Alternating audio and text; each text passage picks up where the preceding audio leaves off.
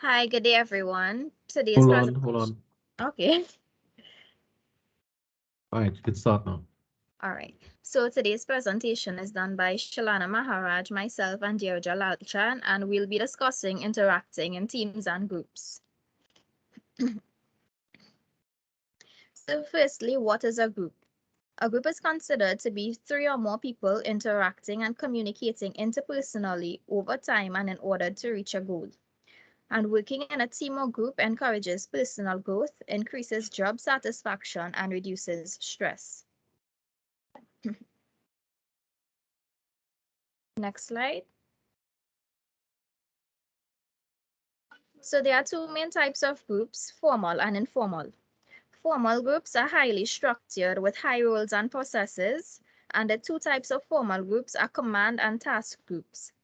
In a command group, individuals report directly to a given leader. For example, a group of workers working on a project and reporting to the same manager is considered a command group.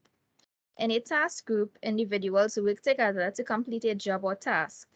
For example, a marketing manager having the group of sales personnel under his department. Informal groups, on the other hand, are loosely structured. Two types of informal groups are interest and friendship groups. In an interest group, individuals work together to attain a specific objective with which each is concerned. For example, public interest groups promote issues of general public concerns, such as environmental protection and human rights. Friendship groups, these are brought together because they share one or more common characteristics. Next slide. So, understanding groups. There are three key dimensions which help us to understand different types of groups. Purpose. Each group exists for a different purpose, where members work unanimously to achieve a similar goal. The structure of a group refers to the mechanisms for how group members relate to each other. For example, a highly structured group will have a formal leader, whereas another group may exist with no one appointed as a formal leader. So the participants would be able to share the roles and responsibilities. And time means that groups exist for varying lengths of time. For example, time-limited groups may meet for once or a few times to complete a task. And these groups are called task force or ad hoc committee. Groups which meet for extended periods of time, such as staff members at school or work, they can be referred to as committee, board, or council. Next slide. Group development. Group development is the process by which members learn about each other and establish their roles and responsibilities. Bruce Stockman is credited with identifying the 5 stages of development in 1965. Initially, Tuckman had only included 4 stages of the group development, but after years of research and studying, the 5th and final stage, called adjoining, was added. Next slide. Forming, storming, norming, and performing, and later adjoining, are the stages necessary for group development. Successful completion of each stage results in a vibrant and healthy group. If the group struggles at any of these stages, they can revisit this stage and relearn together how to become effective. Next slide. So the first stage is forming, and this stage is where team building initially occurs. Group members meet and get to know each other. Trust is established and plans are made for the group. Creating a racy chart at this stage helps to set the team up for success. This chart documents who is responsible for given tasks and when deliveries are due. This will allow everyone to know what to expect from their teammate and also what is expected of them. So the plans made in this stage include the meeting place and time, the purpose of the group, and generally coming to an agreement on what is required to make the group functional. Basic ground rules that will guide behavior, workflow, and interactions are set. At this stage, members tend to prioritize people over work as they get to know each other. Next slide. So this is an example of a RACI chart. The R stands for responsible, A is for accountable, C is for consulted, and I is for informed. So for jobs that would include defining functional and aesthetic needs, the project manager, consultant, and contractor would be informed, the architect will be consulted, and the client would be responsible. Next slide. Storming. This is the second stage and it is the most critical and difficult stage. The team would deal with tension during this stage, and group members would discuss their different opinions on achieving their set goal. Diversity of opinions in the storming stage can be a destructive process, and if the group has difficulty in agreement, it can collapse at this stage. Next slide. Norming. In this stage, people build relationships and understand each other and the group's culture. Members of the group establish rules about how they will achieve their goal. The practices carried out by members describes the personality of the group. For example, members will ask themselves and observe, do members volunteer for tasks or should they wait for it to be assigned? Or do meetings always start a couple minutes late? Next. Performing. Performing involves overcoming disagreements where the group comes to a stage of equilibrium, and group members come to a decision on how they will achieve the objective. Work begins to get done at this stage. Next slide. Adjourning. This is the final stage of group development. Group members celebrate accomplishments and reflect on lessons learned. Short-term groups plan on their termination, and long-term groups continue on a healthy and vibrant path as they continue to be effective. Next slide.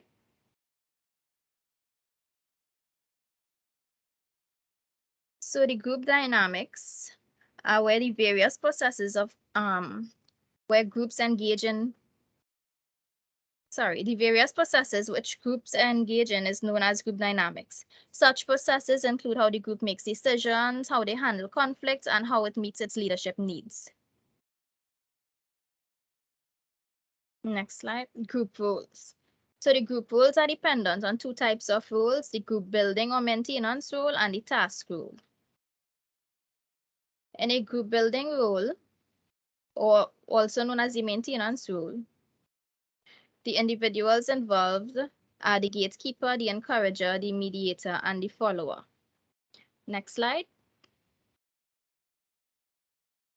Right. So the gatekeeper would help to maintain a positive flow within the environment. So they would help members gain the flow and have opportunities to speak. For example, someone who has been trying to share their opinion but kept getting cut off by others. The encourager would be welcoming diverse ideas. The mediator would be someone resolving conflict between members. For example, a mediator may explain to opposing parties that they both value the same thing and may have points of agreement. And the follower is an active listener who supports the group's decision. Next slide. The task rules. Task rules contribute directly to the completion of tasks or achievement of its objective. The individuals involved in the task rules are as follows: the information seeker, opinion giver, summarizer, and clarifier. The information seeker asks others for facts, information, evidence, personal experiences. For example, an information seeker might delay activities such as having a vote until more information is gathered to make a more informed decision. An opinion seeker seeks more insight on ideas and opinions before proceeding. For example, seeking the opinion of another person who has had experience in a particular topic. An opinion giver is someone who shares views and ideas which may be beneficial to the task at hand. And a summarizer is someone who summarizes discussions to gain clarity. The clarifier makes ambiguous statements clearer and interprets issues. Next slide. Conflict. So group conflict is characterized by disagreement or hostility between the groups in an organization. Conflict is encountered in almost every group due to the diverse opinions of persons in the group. Next slide. And there are both advantages and disadvantages of conflict. So the advantages of conflict are it helps to raise problems and address issues. It helps people to be real, which means it motivates them to participate.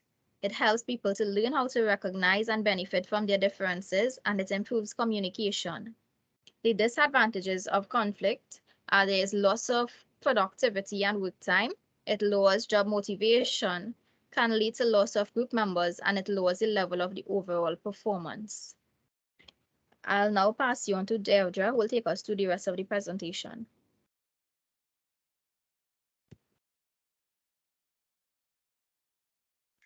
Okay, can anyone tell me what do you think is group decision making?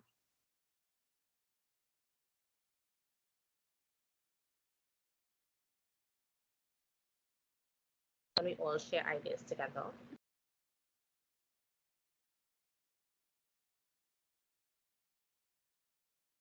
Okay, and anybody else?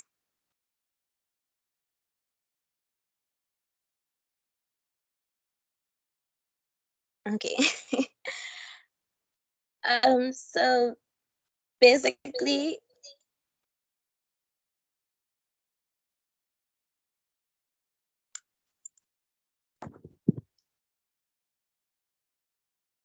okay, so basically, group decision making is very essential when it comes to interacting in teams and groups. Um, So, traditional leadership theories frequently assume that a group or organization has a formal leader who has the authority and responsibility for making final decisions. Indeed, the positional leader is frequently called upon to make decisions on behalf of the group. When a positional leader is faced with an individual decision, the relational leadership model can help guide the decision making process. So, when it comes to this process, leaders should ask themselves, does this support our vision and mission? What opinions do my group members have about this issue? And will this decision heighten our involvement or limit involvement? Right? Is Two other questions they would also ask is this the right thing to do? Is this principled? Should I support this decision? Others can get involved.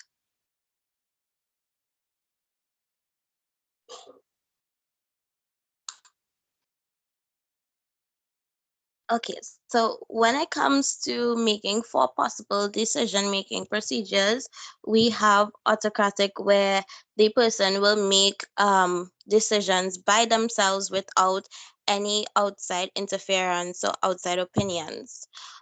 Consultation is where they would seek the advice of an expert to ha- have more knowledge in terms of knowing when or what kind of decision to make depending on the problem that arises.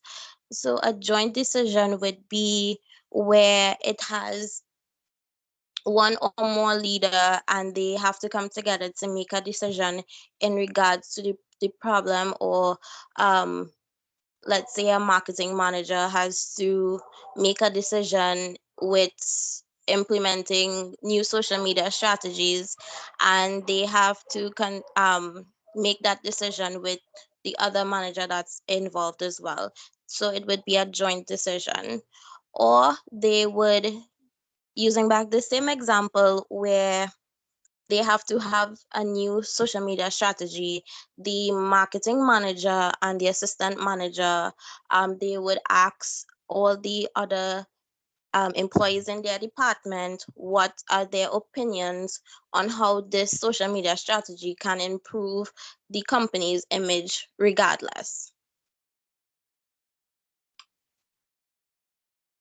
So when leaders or groups are making decisions, it is important that there are five methods of decision making to be done. So, firstly, decision making must be done to decision by authority without discussion, right? That usually occurs with an autocratic leader. We would have the expert member, where you would have the consultation expert from before, and then the average members' opinions would be persons of the staff, let's say in the marketing department again, they would get opinions from the other employees throughout that department. Also, this would link with that they would make a decision with everyone, every department head in finance, marketing, on how it would affect, for example, the social media strategy the marketing department wants to include, right? And then we have majority control.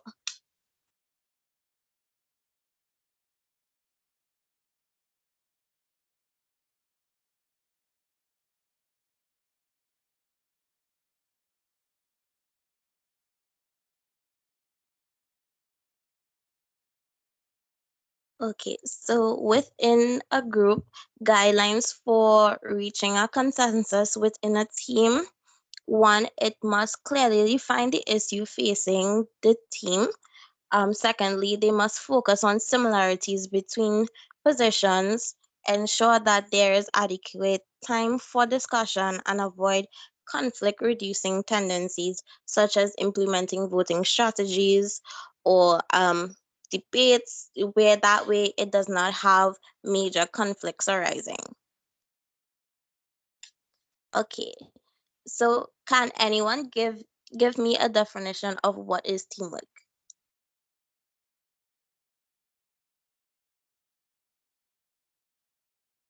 Anyone?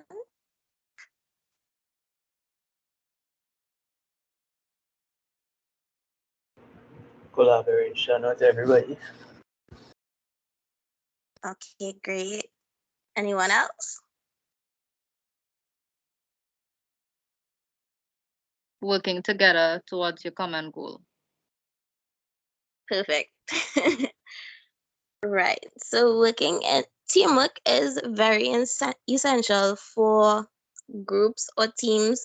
It doesn't matter if you're in a company, once you are working with more than two persons, you require teamwork when it comes to implementing new strategies in in a budget. When budget time comes for a new fiscal year, we all have to work together to ensure that there is proper teamwork for each department in finance, marketing, and whatnot. So there are differences in working in groups and teams. So firstly, in groups, working in groups would be a strong, clearly focused leader is appointed. The general organizational mission is the group's purpose. Individual work provides the only products. Effectiveness is measured indirectly by groups' influence on others. For example, financial performance of business, student scores on standardized examination. Next, we would have individual accountability is only evidence. Um, Individual accomplishments are recognized and rewarded. Meetings are efficiently run and last for a short period of time. In a meeting, members discuss, decide, and delegate. Whereas in a team, there is shared leadership responsibilities exist amongst members, a specific, well-defined purpose that is unique to the team. Team and individual work develop products. Effectiveness is measured directly by assessing teamwork products. Both team and individual accountabilities are evidence. Team celebration, individual efforts that contribute to team success are also recognized and celebrated. Meetings have open ended discussions and include active problem solving. And finally, in meetings, members discuss, decide, and do real work together.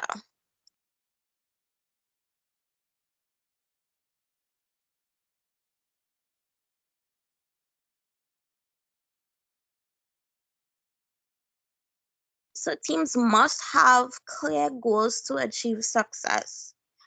Teams either do not take the time to formulate goals or set goals that are unclear or unattainable. So this is where the SMART rubric will come into play. So you would have specific, the goal must be clear to everyone. It must be measurable, meaning it is quantifiable. Attainable, the goal must be realistic and possible to achieve.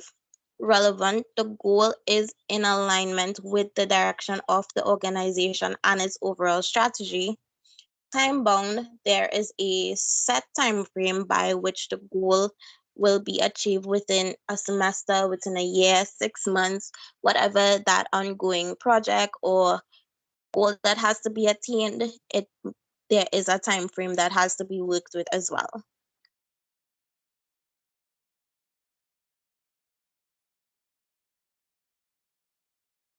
So there are characteristics when it comes to team learning. So there's evaluating the goal. The group believes the goal is worthwhile and it is clear enough to tell when the objectives have been met. Results driven structure.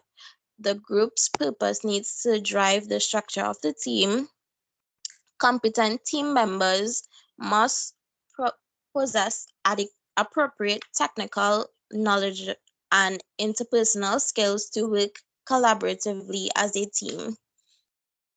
Unified commitments, collaborative climate, standards of excellence, and principled leadership. The leader establishes priorities and helps team members stay focused on the goals that must be attained, sustains collaborative environments for the team, and manages performances.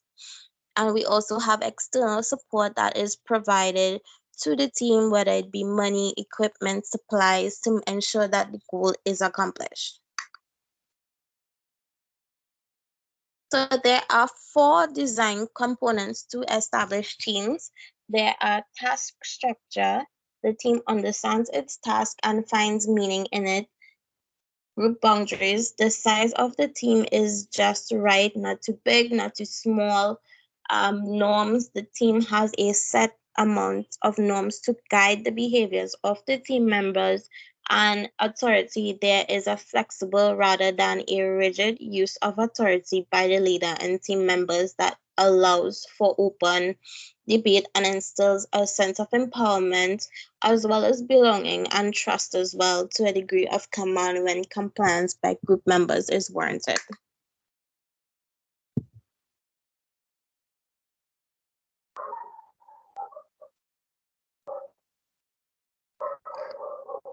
So in conclusion, it is mandatory to have a well-established team and group, whether it be for finding goals, instilling the SMART rubric, and the four design components for to establish a well-defined team as well.